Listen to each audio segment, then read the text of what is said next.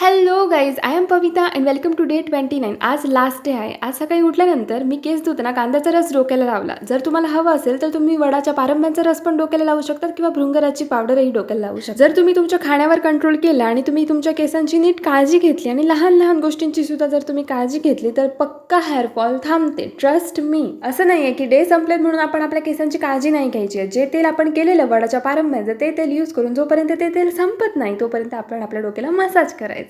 म्हणजे सगळं एक वेळ डोक्यावर थापून मसाज करायचं नाहीये. ओके, फालतू जोक होता. नेक्स्ट टाइम जेव्हा पण तुम्ही तुमचे केस धुणार तेव्हा 1 तास अगोदर कांद्याचा रस, आवळा पावडर, भृंगराची पावडर, मेथीचे दाणे आणि तुळशीचा पाण्याचा रस, दही, अंड हे सगळं जे मी काही सांगितलंय ते एक काहीतरी त्याच्यातलं लावून तुम्ही तुमचे केस धुवू शकता. आणि आता झोपताना आपण जे तेल केलेलं वडाच्या पारंब्याचं ते तेल घेऊन डोक्याला 15-20 मिनिटं कंपल्सरी मसाज करायचं आणि केसांची वेणी बांधून झोपायचं. आणि उद्या म्हणजे डे 30ला सुद्धा ह्याच तेलाने आपल्याला मसाज करायचा आहे.